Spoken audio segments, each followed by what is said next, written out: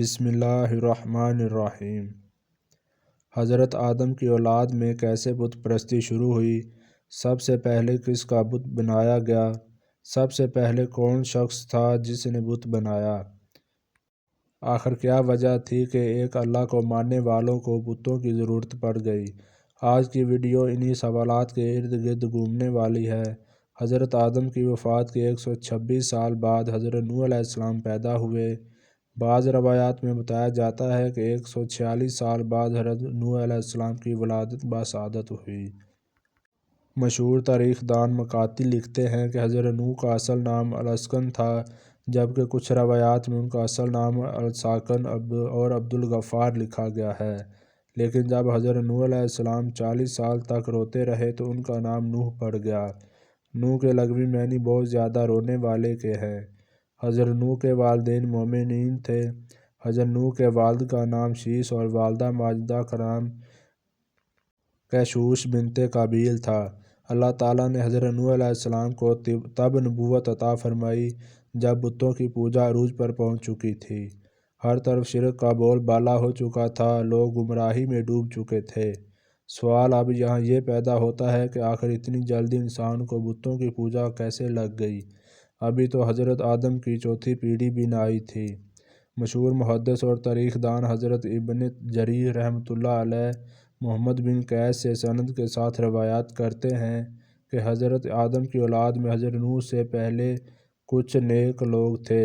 ان کی پیروی کرنے والوں کی تعداد بہت زیادہ تھی۔ لوگ ان کو ایسے ہی مانتے تھے جیسے نبی کی باتیں، نعوذ باللہ۔ یہ تعداد میں 5 تھے جن کا نام ود، سوا، یغوث، یوم اور نصر تھے۔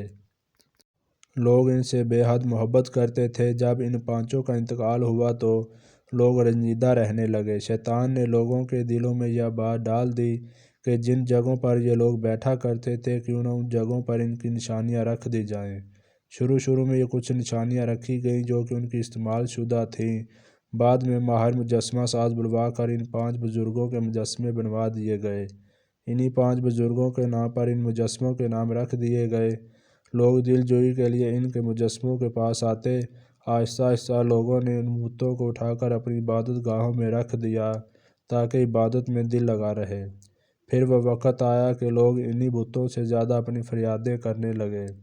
پھر اس کے بعد میں آنے والی نسلوں نے ان بتوں کی پوجا شروع کر دی۔ یوں دنیا میں بت پرستی کا آغاز ہوا۔ حضرت امام ابن حاتم حضرت امام باقی سے روایت کرتے ہوئے لکھتے ہیں کہ ود ایک نیک شخص تھا اور وہ اپنی قوم میں بہت محبوب تھا۔ جب وہ فوت ہو گیا تو اس کی قوم کے لوگ بابل کی سرزمین پر اس کی قبر کے ارد گرد بیٹھ کر روتے رہے۔ جب ابلیس نے ان کی آہ و بکا دیکھی تو وہ ایک انسان کی صورت میں آیا اور کہنے لگا، میں نے تمہارے رونے کو دیکھ لیا، تو تمہارا کیا خیال ہے میں تمہارے لیے بت کی ایک تصویر بنا دوں؟ تم اپنی مجلس میں اس تصویر کو دیکھ کر اسے یاد کیا کرو۔ تو انہوں نے اسے اتفاق کیا تو اس نے بت کی ایک تصویر بنا دی جس کو وہ اپنی مجلس میں رکھ کر اس کا ذکر کیا کرتے۔